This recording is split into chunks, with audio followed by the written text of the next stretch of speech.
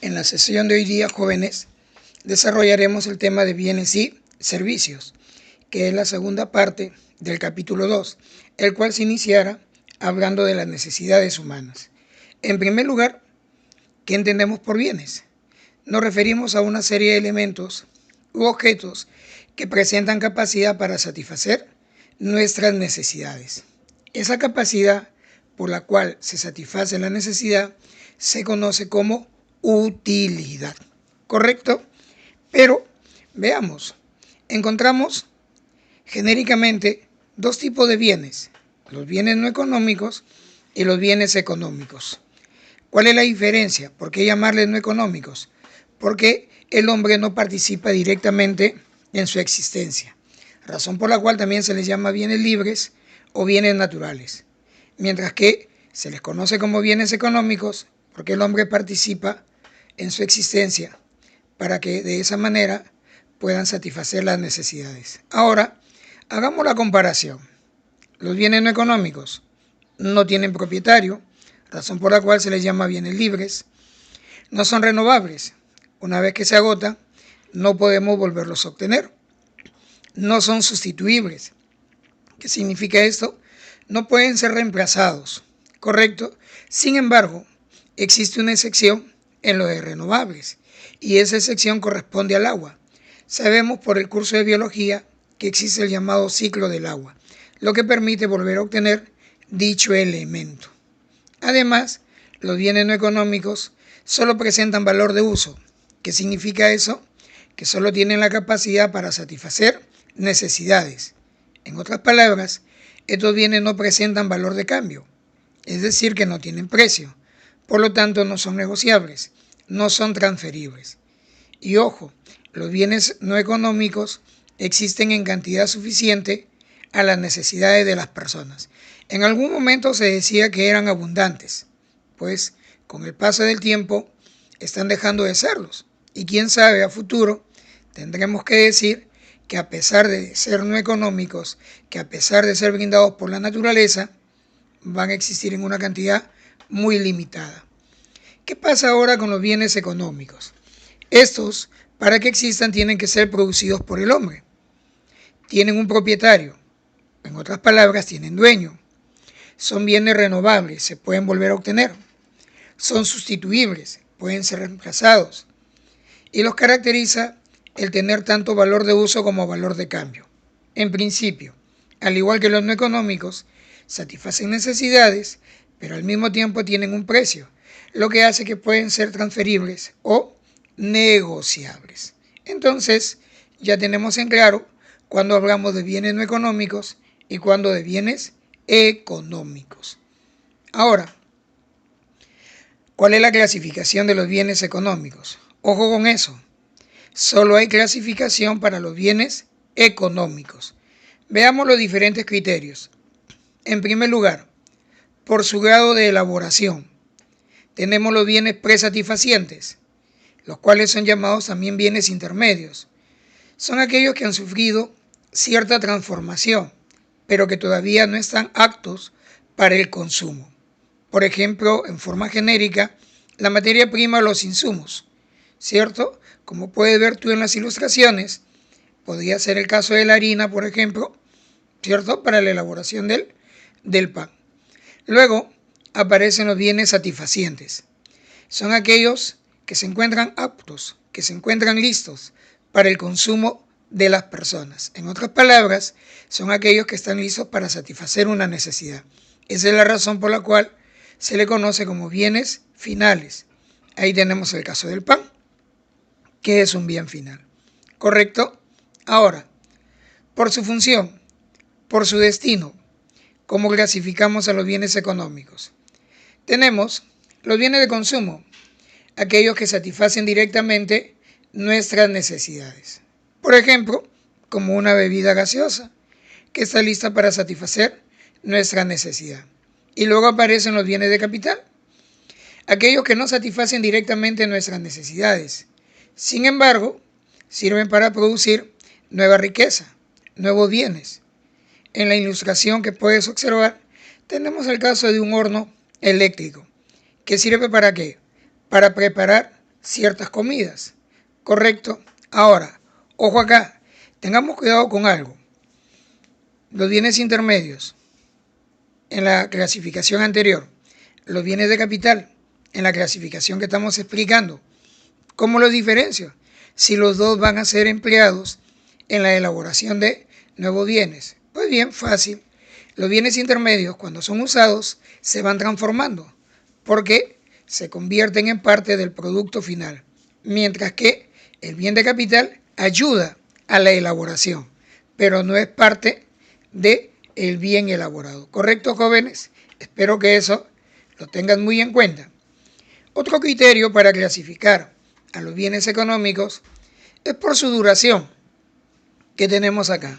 Primero, los bienes fungibles, aquellos que solo pueden usarse una vez, debido a que después de ese primer uso se agotan, se acaban o se transforman, razón por la cual se les llama no duraderos, como por ejemplo los chocolates.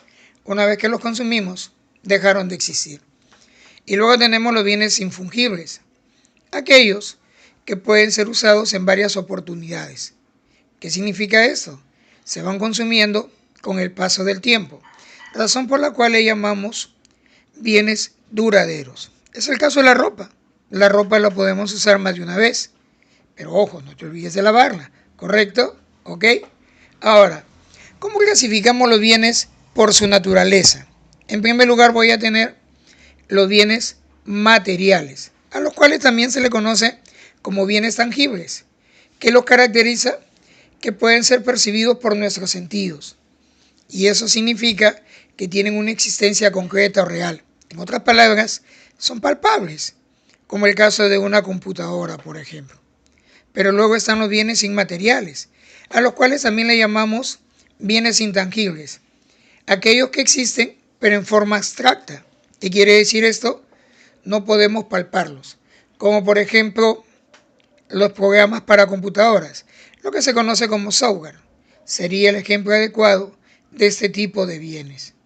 Ahora, tenemos otra clasificación por su significado jurídico. ¿Qué vamos a tener acá?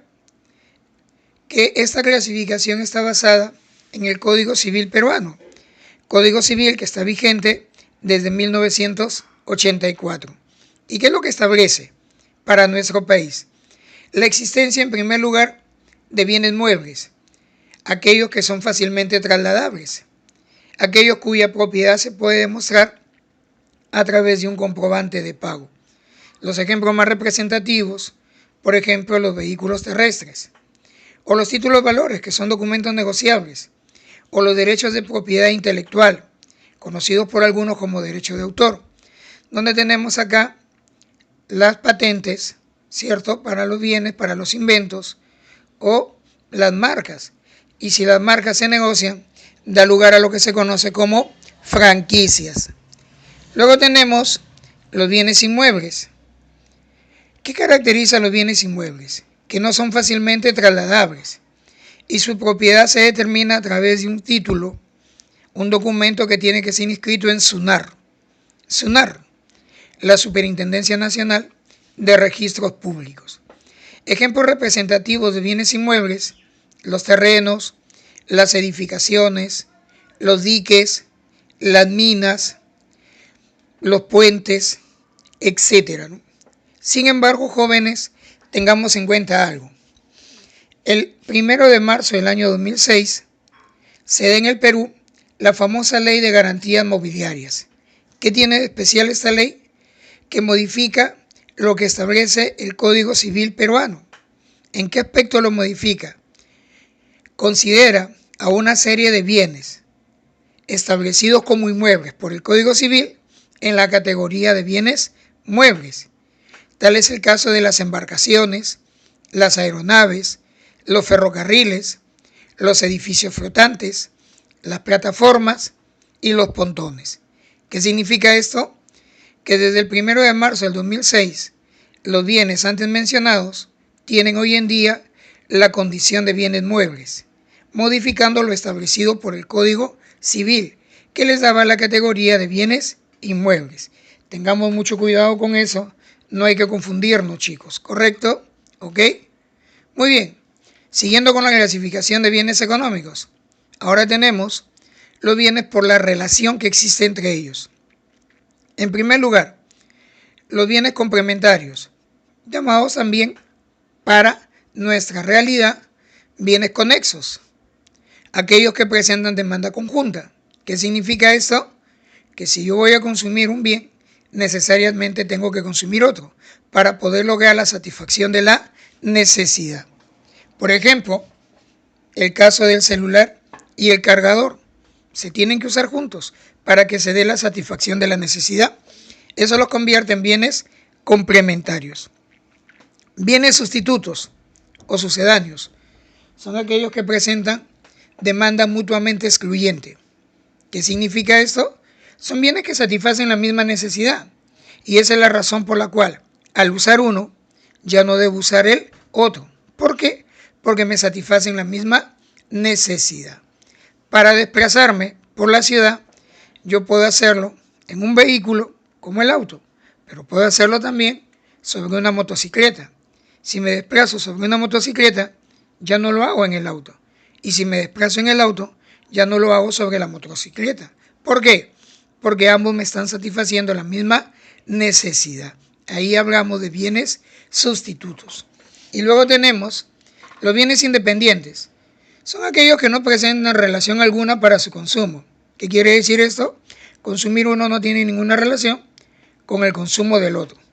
En la gráfica que te muestro, un auto y el calzado. Yo te pregunto, para poder usar el auto, ¿es necesario el calzado? Para poder usar el calzado, ¿requiero del uso del auto? No.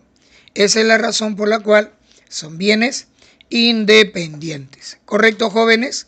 Ahora veamos la clasificación de bienes económicos por el ingreso del consumidor, conocido también como el efecto ingreso del consumidor. ¿Qué tenemos acá? En primer lugar, los bienes normales son aquellos en los cuales existe una relación directa entre el ingreso de la persona y el consumo del bien. ¿Cómo debo entender esto?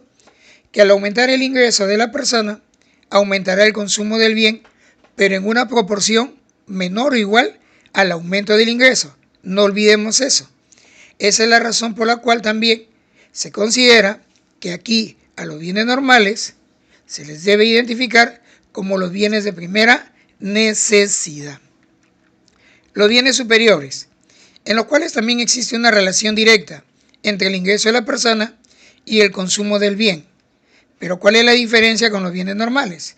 Que acá, al aumentar el ingreso, el aumento del consumo se da en una proporción mayor al aumento de dicho ingreso. Y es por eso que acá se identifica a los llamados bienes de lujo, ¿cierto? Bienes que normalmente adquirirlos está por encima del ingreso de la mayoría de personas. Los bienes inferiores son aquellos en los que existe una relación inversa entre el ingreso de la persona y el consumo del bien. ¿Qué quiere decir? Que al elevarse el ingreso de la persona, va a disminuir el consumo del bien. ¿Cuál es la razón? Porque si ahora tenemos mejores ingresos, ¿qué va a pasar? Voy a buscar otro bien que me dé una mejor satisfacción.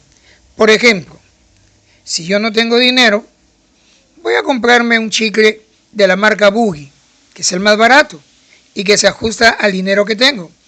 Pero ¿qué pasa cuando mis ingresos aumenten? Dejaré de comprarlo para comprar el de la marca Trident. Lógicamente, ahora puedo consumir el Trident porque tengo mayores ingresos. Esa es la característica que presentan los bienes inferiores. Y cerramos esta clasificación hablando de los bienes esenciales o neutros.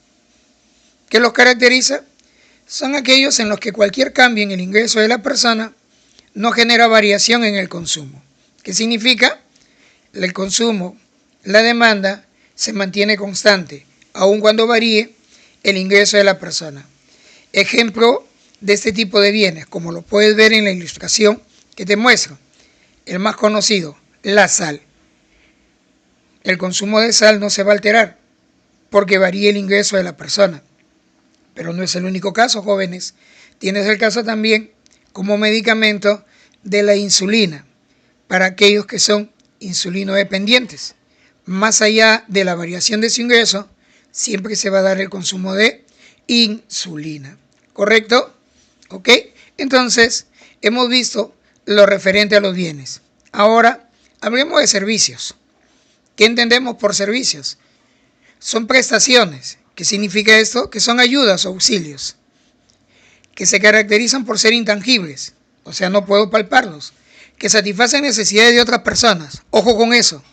El servicio no se da hacia uno mismo, sino siempre se da hacia otras personas para lograr la satisfacción de sus necesidades. Como los servicios son intangibles, estos no pueden ser almacenados y se consumen en el mismo momento que son brindados. ¿Correcto? A ver, ilustremos esto. Por ejemplo, si yo voy a la peluquería, en el momento que me cortan el cabello, se está generando el servicio. ¿Qué pasa si ya me han cortado parte del cabello? ¿Le puedo decir al peluquero, déjalo ahí y mañana regreso por el resto? Tal vez lo podría hacer, pero sabes que normalmente no ocurre eso.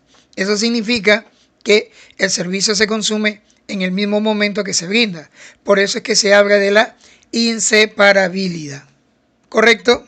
Ahora bien, ¿cómo se clasifican los servicios? Vamos a tener lo siguiente. En primer lugar, servicios según quien los brinda, o lo que se conoce como institucionalidad. Acá tenemos servicios públicos y servicios, y luego tenemos una segunda clasificación de servicios, según quien los recibe o de acuerdo a su magnitud. Los servicios colectivos, cuando el beneficio es para un grupo de personas en forma simultánea. Dicen que recordar es vivir y parece que se va a convertir en un recuerdo por un cierto tiempo. ¿Qué pasa cuando nosotros acudimos a una sala cinematográfica? ¿La película se proyecta solo para nosotros o para todas las personas que están en la sala cinematográfica? Para todos los que están, ¿cierto? Eso lo convierte en un servicio colectivo. ¿Y los servicios individuales? Cuando el beneficio es solo para una persona. Cuando acudimos a una consulta. En este caso, la consulta la recibe, obviamente hablo de una consulta médica, la recibe una sola persona. Eso lo convierte en un servicio individual. Y ojo, podemos combinar públicos colectivos, públicos individuales, privados colectivos, privados individuales.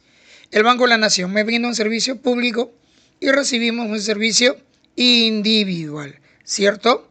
¿Correcto? El Cineplane me brinda un servicio privado, pero hay un servicio colectivo que se recibe. ¿Correcto, jóvenes? Y para ir combinando, ¿cómo diferencio los bienes, específicamente los bienes económicos, con los servicios? Los bienes son tangibles, los servicios son intangibles. Los bienes se pueden almacenar, los servicios no se almacenan. Los bienes, el pago o compra de ellos, te da derecho a la propiedad de algo. En cambio, en los servicios se paga, digámoslo así, por el uso, más no por la propiedad. Si yo hago uso del servicio de taxi para trasladarme en la ciudad, cuando pago es por el traslado. A la hora que pago, eso no me da derecho a quedarme con la puerta del vehículo, o con el asiento, o con el timón, ¿cierto? ¿Ok? Ahora, los bienes se producen y luego se consumen, mientras que los servicios se producen y se consumen en forma simultánea. Bien, jóvenes, esto es lo que corresponde a este tema de bienes y servicios. Y en la última imagen, la forma como puedes comunicarte conmigo de ser necesario. Recuerda, en estos momentos es más que nunca ser responsables. Quedémonos en casa, pero eso no evita que podamos seguir avanzando, sobre todo en la parte académica. Estamos nosotros siempre prestos a apoyarlos. Seguiremos con las clases virtuales y seguiremos con nuevos temas. Hasta la próxima, chicos, y cuídense, y cuiden también a sus familias.